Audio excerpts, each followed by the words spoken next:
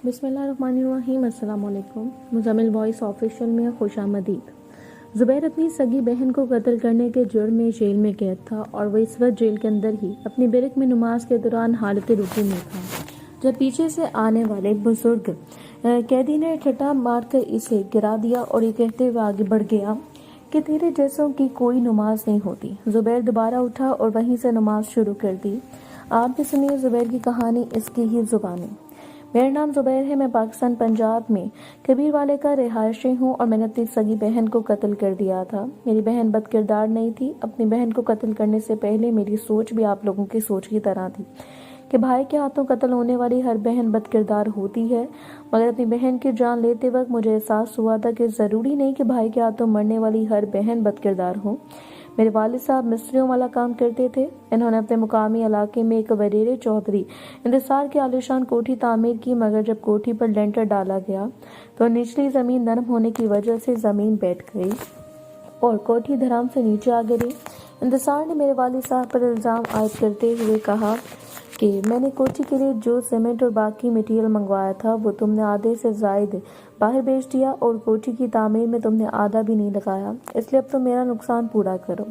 चौधरी इंतसार इलाके का बहुत बड़ा मंशियात फरोश था। इसके बड़े बड़े लोगों और अफसरों के साथ ताल्लुकात थे। पुलिस वाले इसके ज़ाती मुलाजिम लगते थे, लिहाजा चौधरी इंतसार ने मेरे वालिद साहब को घर से उठवाकर अपने डेरे पर मंगवा लिया और लोगों के सामने मेरे वालिद साहब को बरहना करके उल्टा लटका कर लोगों पर तशद्दुद करवाना शुरू कर दिया। मेरे वालिद साहब बिल्कुल बरहना हालत में तशद्दुद सहते सहते अपनी बेबसी पर फूट फूट कर रो पड़े, मगर चौधरी इंतसार और इसके जालिम साथियों को मेरे वालिद साहब पर तरस न आया। आखिरकार मेरे वालिद साहब ने 3 दिनों में आधा कर्ज वापस करने की हामी भर ली। तो उनकी जान छूटी और अपने घर और ज़मीन बेचकर जितने पैसे मिले वो चौधरी इंतसार को दिए, जबकि बाकी पैसे जल्द देने का वादा किया और अपनी किसी जानने वाले के जरिए गुर्दा बेचकर बाकी पैसे भी चौधरी इंतसार को अदा कर दिए। पैसे अदा करने के बाद भी हमें सुकून नसीब ना हुआ और किसी ने चौधरी इंतसार के सामने झूठ बोल दिया कि मेरे वालिद साहब ने पुलिस में चौधरी इंतसार के खिलाफ शिकायत दर्ज करवाई है। चौधरी इंतसार ने अपनी ताकत के घमंड में मेरे वालिद साहब को फिर डेरे पर मंगवा लिया और बेतहाशा तशद्दुद का निशाना बनाया। दोनों बाजों और टांगें तोड़ दी, जिस्म की और भी कई हड्डियां टूट गईं। मेरे वालिद साहब 3 माह अस्पताल में रहने के बाद चल बसे। मेरी मां ने मेडिकल बनवाकर FIR दर्ज करवाई और पुलिस वालों ने केस तो दर्ज कर लिया, मगर साथ ही दलालों का किरदार अदा करते हुए चौधरी इंतसार को भी बता दिया और चौधरी इंतसार के कहने पर मेरे खिलाफ मंशियात का झूठा मुकदमा दर्ज कर लिया। मुझ पर झूठा मुकदमा होने के बावजूद पुलिस ने मेरे घर पर इस वक्त रेड कर दी, जबकि कातिल होने के बावजूद चौधरी इंतसार को पूछा बिना मैं घर से फरार हो गया तो मेरी माँ और बहन को उठाकर थाने ले गए। मुकामी सफ़ेद पोश और खुदा तर्स लोगों ने पुलिस वालों से मेरी माँ और बहन की जान छुड़वाई। चौधरी इंतसार मेरी माँ को मजबूर करता रहा कि इसके खिलाफ केस वापस लिया जाए और ज़ुबैर को जल्द पुलिस के हवाले किया जाए। आखिरकार मेरी माँ ने तंग आकर इस शर्त पर चौधरी इंतसार के खिलाफ केस वापस लेने की हामी भर ली कि पुलिस ज़ुबैर के खिलाफ झूठा मुकदमा भी खारिज कर देगी। चौधरी इंतसार ने शर्त मान ली। यूँ मेरी माँ ने पुलिस और अदालत के सामने चौधरी इंतसार को माफ़ कर दिया, मगर मेरी माँ से बयान दिलवाने के बाद चौधरी इंतसार ने अपनी शर्त से मुकरते हुए मेरी माँ से कहा कि बदचलन औरत, मैं तुम्हें इबरत का निशान बनाकर छोड़ दूंगा ताकि दोबारा कभी कोई चौधरी इंतसार के सामने खड़े होने की जुर्रत न कर सके।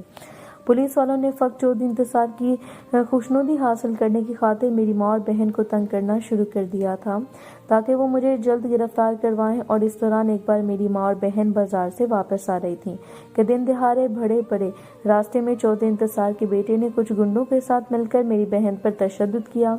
मेरी बहन के सारे कपड़े फाड़ दिए, यहाँ तक कि जाते हुए मेरी बहन के तन पर मौजूद बचे कुचे कपड़े भी उतार कर मेरी माँ के सामने इतने गैर मर्दों के बीचों बीच डालकर बिल्कुल बढ़ना हालत में छोड़ के चले गए। मेरी माँ अपनी बेटी की इतनी तौहीन बर्दाश्त न कर सकी और इसी रात सदमे से मर गई। माँ की मौत की चौथी रात मुझे पता लगा तो मैं माँ की कब्र पर गया और फिर छुप छुपा कर घर आया। मेरे घर में मेरी बहन के अलावा एक हमसाई मौजूद थी। मेरी बहन ने हमसाई को बाहर भेजने के बाद मुझे जोड़ते हुए अल्लाह ताला का वास्ता दिया और कहा, भाई मुझे अपने हाथों से मार दो, अगर तुम नहीं मारोगे तो चौधरी इंतसार का बेटा गुंडे मवाली लोगों के साथ मिलकर मेरी इज्जत तार तार करने के बाद मुझे मार देगा। मैंने अपनी बहन की बात ना मानी तो मेरी बहन ने कुरान पाक उठाकर इसमें सूरह यासीन खोली। इस पर हाथ रखते हुए कहा कि जुबैर भाई, अगर आप मुझे कत्ल नहीं करोगे तो मैं अपनी जान खुद ले लूँगी, मगर खुदकुशी हराम है। तो तुम चाहो कि तुम्हारी माँ और बहन जिन्होंने इस दुनिया में अजाब सहा है वो अगली दुनिया में भी हालत अजाब में रहें। अपनी बहन की बात सुनकर मैंने बहन को सीने से लगाया, इसे तसल्ली दी, मगर मेरी बहन ने बात ना मानी। मुझे भी यकीन था कि मैं अपनी बहन की ज़िंदगी और इज्जत का दिफा नहीं कर सकूंगा, लिहाजा मैंने कुछ सोचते हुए फैसला किया और अपने हाथों से अपनी बहन को कत्ल कर दिया। बहन को कत्ल करने के बाद मैं फरार हो गया और चौधरी इंतसार और इसके बेटे की खोज में रहने लगा, जबकि दूसरी तरफ पुलिस ने मेरे खिलाफ बहन को कत्ल करने का मुकदमा भी दर्ज कर लिया।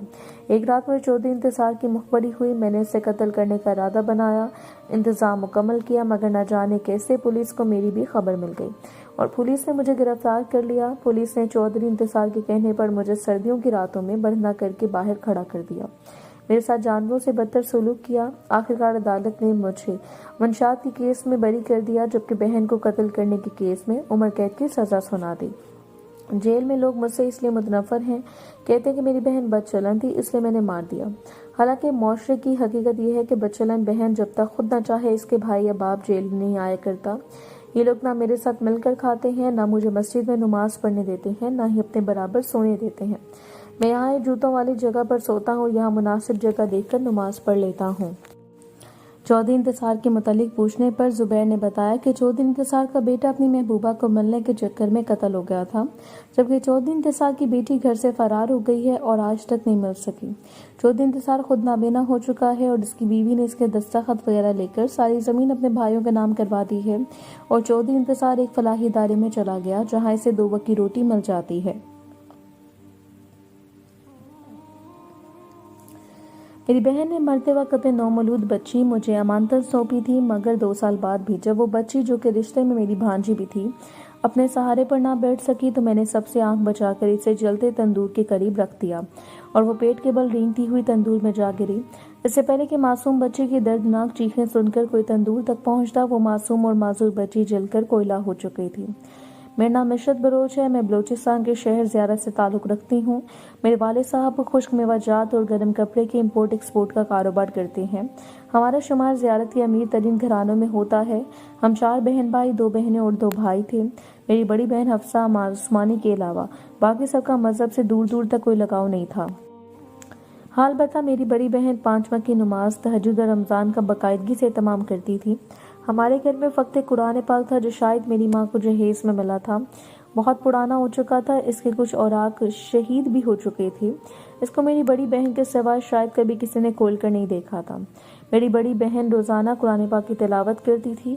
जिस जगह से कुरान पाक के औराक शहीद होने की वजह से अल्फाज या आयत पूरी नहीं रही थी, वहाँ से मेरी बहन ने हमसायों का कुरान पाक मांगकर पेंसिल से कागज़ पर आयत और अल्फाज लिखकर कुरान पाक को पढ़ने के काबिल बना रखा था। और मेरी बहन के कई बार कहने के बावजूद भी मेरे दोनों भाइयों और वालिद साहब के पास इतना टाइम नहीं निकल सका कि वो मेरी बहन के लिए नया कुरान पाक ला दें। मेरी बहन ने मुझे भी कुरान पाक की तालीम देना शुरू की थी और एक बार मैंने कुरान पाक की तालीम फ़क्त इस वजह से ना ली कि मुझे ड्रामा देखना है, तो तब पहली बार मेरी बहन ने मुझे थप्पड़ मारा और मेरी बहन के इस थप्पड़ में से मैं जाकर माँ को शिकायत की तो मेरी माँ ने आकर मेरी बहन पर जूतों की बारिश कर दी।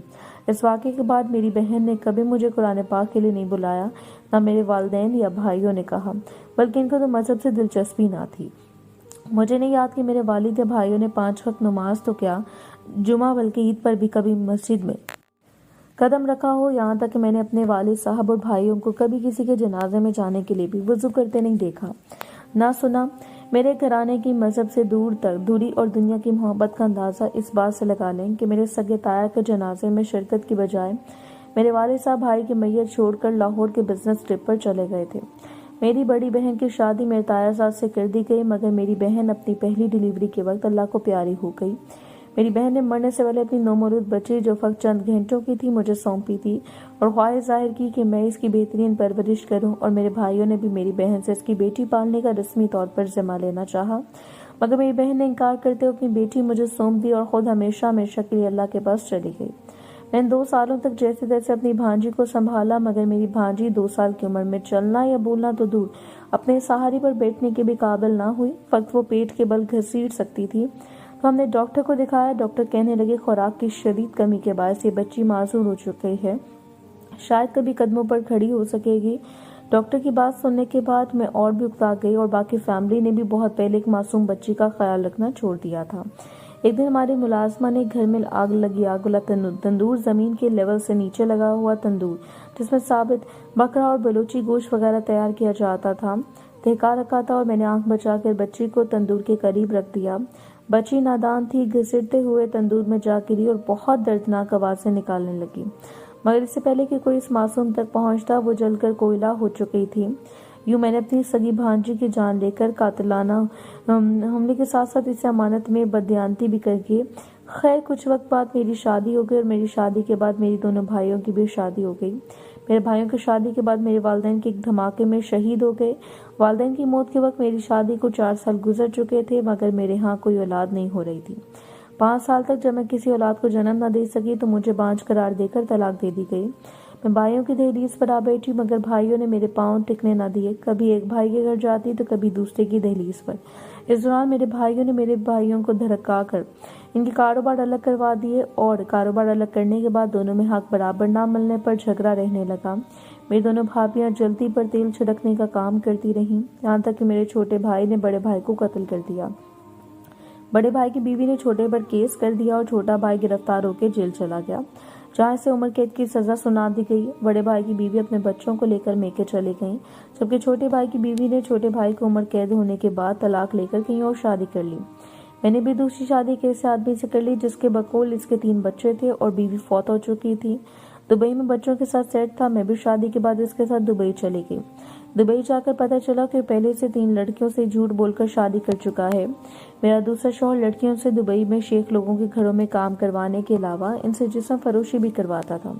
میرا دوسرا شوہر پاکستان چھٹی گیا اور مگر قتل ہو گیا۔ اس کی 2 بیویاں واپس پاکستان چلی گئیں، جبکہ میں آج بھی دبئی میں شیخ لوگوں کے گھروں میں کام کرتی ہوں اور مذہب سے دوری کے ساتھ ساتھ معصوم بچی کو قتل کرنے کے مکافات عمل سے بانجھ پن کی صورت میں گزار رہی ہوں۔